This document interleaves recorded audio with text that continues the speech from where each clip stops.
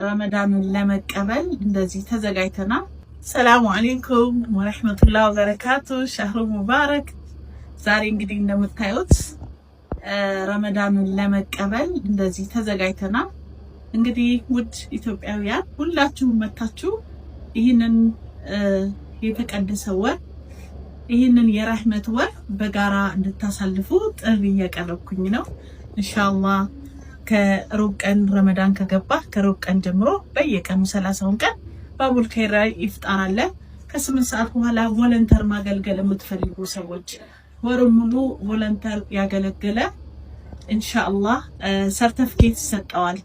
አዳዲስ ነገሮችም አሉ። ስለዚህ መታችሁ እንድትጎበኙ እንድታፈጥሩ ባቡል ኸይር ይጋብዛል። الله يستلم جزاكم الله خير.